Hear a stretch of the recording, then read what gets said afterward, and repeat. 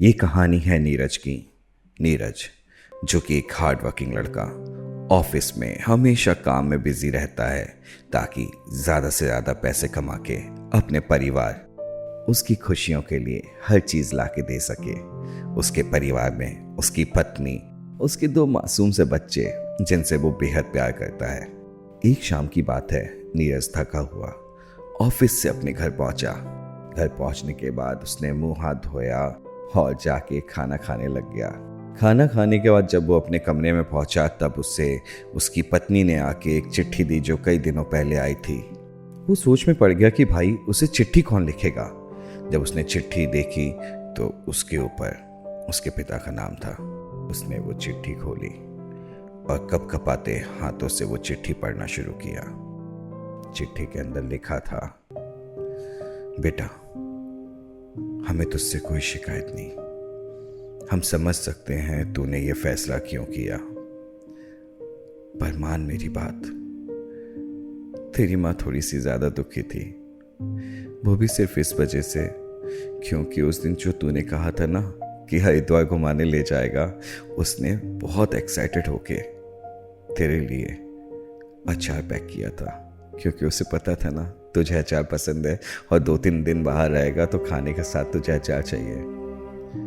तूने जब जाके वहाँ पर बाइक रोकी और उस पुल के ऊपर हम दोनों को उतारा और हमारे बैग उठा के ज़मीन पर फेंके, तब तेरी माँ का दिल थोड़ा ज़्यादा दुखी हो गया था, क्योंकि वो फेंकते समय उस थैले के अंदर रखी अचार की बरनी टूट गई थी। फिर भी वो मुस्कुरा के तुझे पीछे से आशीर्वाद दे रही थी। बस एक बार पलट के तो देख लेता। कई घंटे पुल के ऊपर बैठ के हर आती जाती गाड़ी को देख रही थी कि मेरा बेटा तो शरारती है, छोड़ के गया है, वापस लेने जरूर आएगा। 3 दिन तक वहीं पे थे। फिर उसके बाद कुछ पुलिस वाले आए, वो हमें ले गए और हमें ले जाके वृद्धाश्रम में छोड़ दिया। वृद्धाश्रम में जाने के बाद तेरी माँ ने कई दिन तक खाना नहीं खाया था। फिर धीरे धीरे मैंने उसे समझाया, तब उसने खाना खाना शुरू किया।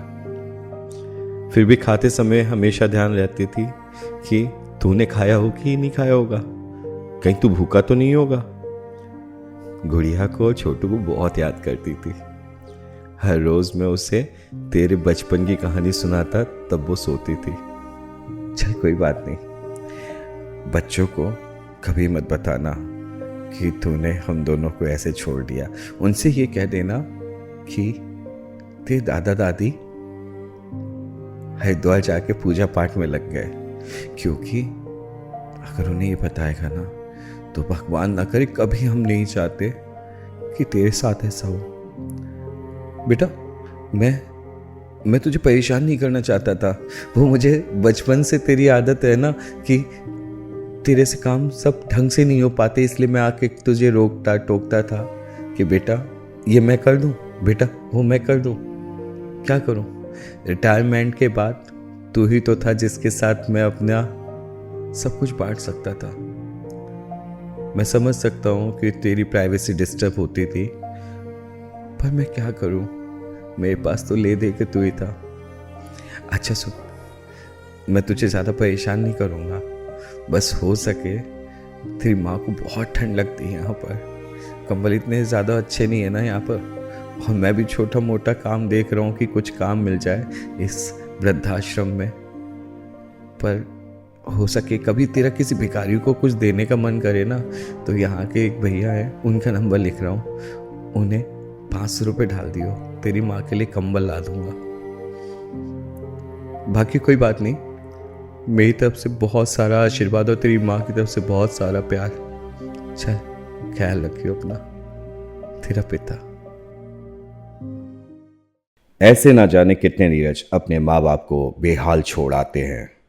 आप लोग ऐसी चीजें ना होने दें, अपने माँ बाप के साथ उन्हें वक्त दें और उनके साथ समय बिताएं। आप सुन रहे हैं अपने दोस्त अंश को।